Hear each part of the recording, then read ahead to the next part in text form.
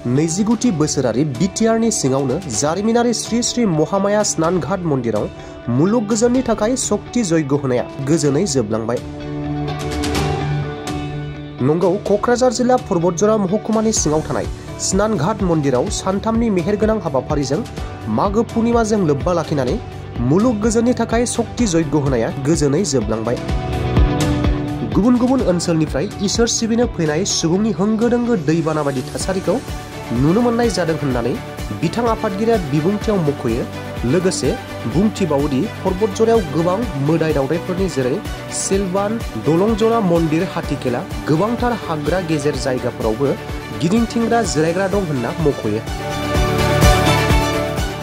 मख'जाथावदि बे मन्दिराव 1995 मायथाइनिफ्रायनो बे मुलुग गोजोननि थाखाय शक्ति यज्ञ होनायखौ जागायदोंमोन आरो दिनैसिम बे फोरबोखौ फालिबोगासिनो दं आरो इयुनावबो फालिलांबाय थागोन होननानै मन्दिर कमिटिनि गाहाय आफादगिरिया ओरैबायदि बुङो।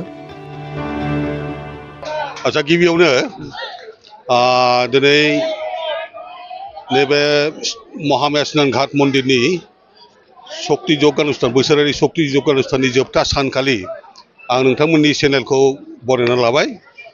दा बयबो मिथिगौ जोंनि बे मन्दिरावहाय बोसोरफ्रामबो मागि पुर्णिमा तिथिखौ हमनानै शक्ति यज्ञ अनुष्ठान होनाय जायो।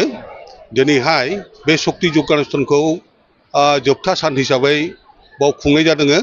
थांनाय 22 तारिखनिफ्रायनो आरम्भ खालामनानै 22 फेब्रुवारिनिफ्राय 22, 23, 24 दिनै 24 तारिख दिनैहाय जोबथा सान।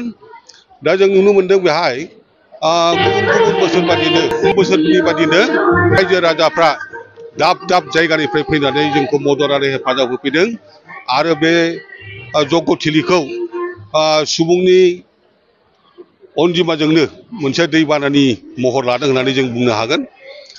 गुबुन गुबुन बोसोरफ्रावबो बेबायदिनो जोङो मन्दिर दैदेन आफादनिफ्राय आरो बिनिफ्राय यज्ञ खुंग्रा आफादनिफ्राय रायजो राजानि खाथियाव थांनानै रिकुवेस्ट खालामहैयो आरो बिथांमोनहा जोंनि खावलायनाय बादिनो बयबो जोंखौ मदद आरो हेफाजाब खालामो। जों आसा खालामदों बे मन्दिरनि गेजेरजों बेहाय जिहेतु बिभिन्न जाति गस्थिनि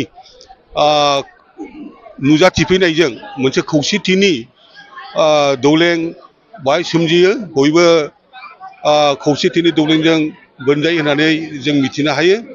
आरो बे मन्दिरखौ जाय फसंदोंमोन अमरेन्द्र बरदलैदेव बिथांनि जेनाखि गुबै थांखिमोन, बे गुबै थांखियानो जाहैदोंमोन गुबुन गुबुन हारि माहारिनि गेजेराव गोजोन थासारि आरो खौसेथि लाबोनाय।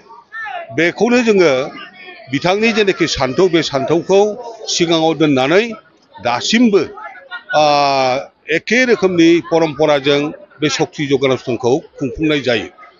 जों मिथिगौ जे सान्थि नङाबा मोनसे समाज, मोनसे जायगा, मोनसे हादोर बेयो माब्लाबाबो जौगानो हाया।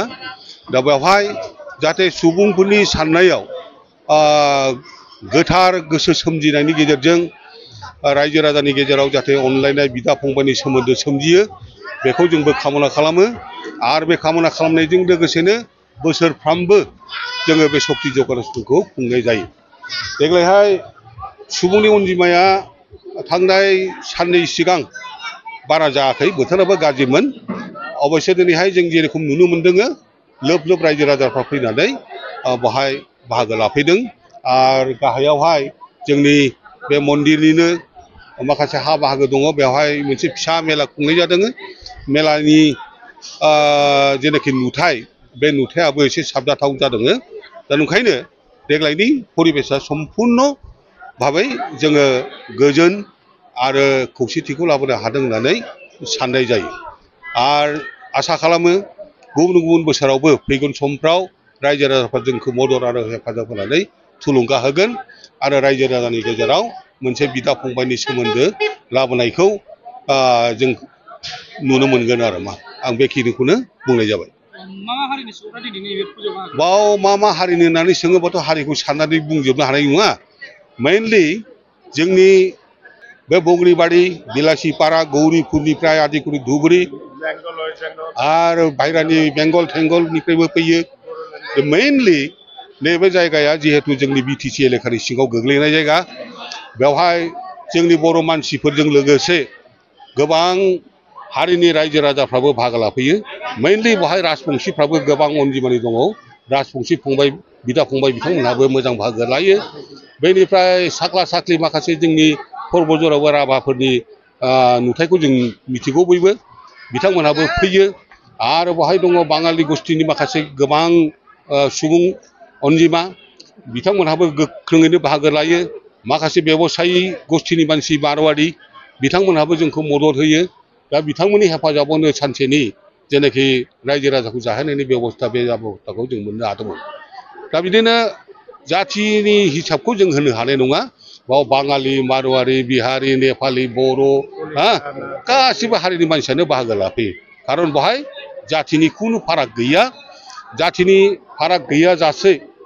बे अनुष्ठानखौ खुंनाय जायो जोङो बेवहाय बयबो ज' जिरायनानै जादों बा ज' जिरायनानै जाहोदों ज' जिरायनानै जों खामानिफोरखौ मावदों ज' जानानै जग्यखौ होदों बे फालरफोरा जोंहा मोनसे परम्परा गोदोनिफ्रायनो बेवहाय लाखिबोनाय जादों आरो बे परम्परा सोलिगासिनो दं औ नंगौ जोंनि परबतजरायाव मोदाय दावदैनि जेनाखि स्थानफोर बुंनो थाङोबा गोबां दंथारो जोंनि नैबे बिमा महामायानि स्नान घाट मन्दिर होनना बुङोब्ला जोङो गोदोनिफ्राय मिथिगौ नैबे दैसा थिफखाय दैसा सेराव बे मन्दिरखौ लुफुंनाय जादों थांनाय 1993 मायथाइयाव आरो बेखौ लुफुंनाय जादों अमरेन्द्र बरदलैदेवनि दैदेननायाव दा रायजो राजाफोरनि गेजेराव गोदोनिफ्रायनो मोनसे बाथ्रा सोलिबोनाय दंमोन बिमा दुगैग्रा गाथोन होननानै बिमा दुगैग्रा गाथोन होननानै बयबो मिथिगौ जोंनि मानसिफ्रा बेवहाय बै अमा होफैयो हाग्रा हिसाबै आरो बेहायनो बे गाथोना दं हिसाबै बयबो गोथार जायगा होननानै बावनो फुजा खालामनानै मैहुराव आगान सुरलाङोमोन आरो मा दा बेबायदि जायोमोन बे जायगायाव बेनिफ्राय मिथिंगा होनना बुङोबाथ' जोङो मिथिगौ बयबो बिफां लाइफां दैमा दैसा बिलो बायदिसिनाजों बुंफबनाय जोंनि बे खाथियावनो दङ बिमा महामायानि गोजाम जेरैखि मन्दिर गिबि मन्दिर होनना बुंगोन बेखौ गोजाम मन्दिर आरो ओरैहाय दङ पसिसात खालिबारि बेबो दङ मोनसे जोंनि हाग्रा गेजेरावथ' गोबां दङ जेरै सिलबान दङ आरो हौरैहाय माबानि मा होनो दलंजरानि मन्दिर दङ आरो बिनिफ्राय हरैहाय हाथिखेला दङ बेफोरबायदि गोबां मोदाय दावदैनि माने जिरायग्रा एबा गिदिंग्रा थिलि दङ होननानै जों बयबो मिथिगौ दा बिनि मादाव नैबे परबतजरानि मुंदांखा नोंथाङा मोदोमनि सानाय सुनायजों भुगिनांनानै दं नामा नोंथांनाव जानजि सानाय गोदोना सानाय हान्थु सानाय आखाइ फाफ्लि सानाय आथिं मिजौनाय पेरालाइसिस जानाय खर' सानाय मोदोम गिलिर मोननाय नोरजिया जानाय बेराम दं नामा जुदि नोंथाङा बेफोरबादि बेरामजों भुगिनांनानै दंब्ला नोंथांनि थाखाय मोजां खौरां DB निउसनि गेजेरजों मिथिहोहरनाय जायोदि क'क्राझार बड'लेण्ड थेरापिस्ट सेन्टाराव थेरापिस्ट थुब्लाव ब्रह्मआ गोरलैयैनो खम बेसेनजों फाहामथाय होगासिनो दं गोबां मिथिनो थाखाय 9974030738 मबाइल नाम्बाराव जगाजग खालाम